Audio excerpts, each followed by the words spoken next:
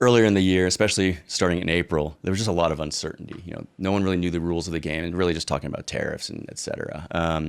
And so at the end of the day, though, U.S. investors, our perspective is we got to focus on real estate's long term. You got to think long term.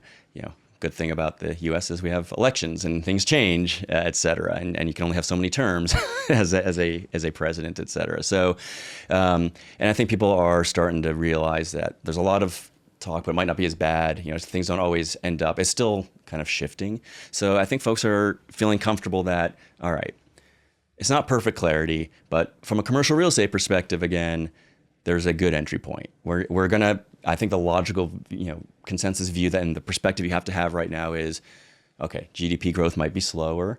It's not gonna, blow it out of the park right now, and there's gonna be some inflation risk you got to keep your eye on in the labor market, employment. But there's still opportunities to get in, and so you're not gonna have maybe that V-shaped recovery. But as an entry point, again, if you're thinking that long-term perspective, fundamentals are still generally strong. That supply is starting to diminish. One of the other strengths in terms of the opportunity set is forward supply. Because of interest rates and maybe some uncertainty on development, it's a lot harder. So you don't have a lot of new product coming. So that will restore pricing power to owners of current assets that are buying today. So that's kind of the underlying opportunity set. But it just comes down to growth opportunity. I mean, the U.S. is a large liquid market, and liquidity and growth market. I would say the tone has changed from when I was talking to investors, both domestic and Europe, from April through kind of earlier in the summer, where it was, what is going on? This is, I don't really want to touch the United States, et cetera. I need to focus on my home market for the European investors. And the more recent, the last two, because I was out here in September as well, I think that's thawing. I think global investors are still realizing, okay, when it just comes down to growth, the U.S. is a growth market. It's liquid. We can't ignore it. And okay, now that we've seen how things have played out since all of the talk, et cetera, earlier, right, it's not all going to come to fruition. There's been some news still challenging kind of the legality of tariffs, et cetera. So investors are realizing, okay, long-term perspective, fundamentals are pretty good. It's a good entry point. It's a tangible asset. I can get cash flow, I can get appreciation. And then, you have to just look at the equity markets today, again, more holistically for investors who are looking at everything beyond just real estate and saying, okay, are we a little bit toppy? Everyone's leaning into some, a small handful of stocks are really driving the stock market. So I think folks are thinking like, the last couple of months have been mad. Yes. In terms of the growth there. Yeah.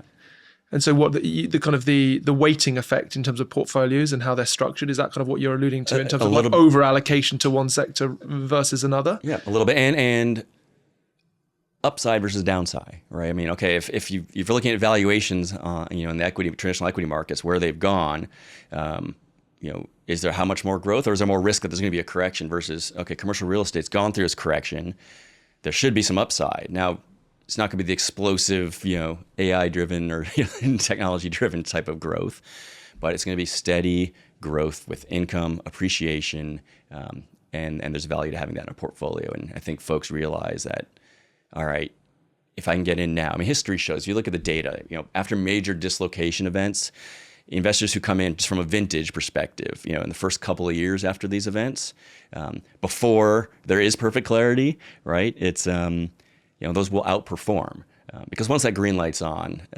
the capital comes in. So the cycle, as I view it, it's the C's, right? Okay, certainty. You need some certainty first. But once you have a little bit of certainty, that leads to conviction, from investors, which then leads to the capital coming in, and that's a big thing that I'm seeing over the last 2 months, both domestic and global. Investors are picking up their pencils again. They're looking and saying, okay, I've gotten through my priorities in 2025. Maybe it was private debt, infrastructure, data centers were huge. I've made my allocations. Wow, real estate is looking really attractive, particularly value add. If I'm going to be in a slow growth environment, higher interest rate for longer environment, well, I'm not going to create value by just having outsized market rent growth or cap rate compression. That was last cycle's game, right? That I need to come down to asset selection. It's good old-fashioned real estate. I need to pick the right assets. I need to add value to be able to generate, grow NOI to be able to generate returns. and active management, like we were talking about. I can't just set and forget. I need to constantly be managing my asset. So that capital is starting to see all of that. They come in, and what does that do? That creates competition. Everyone's now starting to compete again, which then leads to compression. That's sort of the cycle. And right now we're in that that mid phase where people are having a little bit more conviction and certainty that now's the time to come in. I think capital's picking up its pencils and pretty excited about next year that, more, but I don't think it'll come rushing in, which is great for, again, those who do have the conviction and capital to invest now to get ahead of before that green light comes on and, the horses are let out of the gate. So just run me through. Is there 5 C's? And what are they? It was certainty, conviction, capital, competition, compression. And then the 3 A's are? Asset selection, adding value, and active management. Love a framework. Love a framework. And I'm sure the people listening to this as well will be writing that down furiously.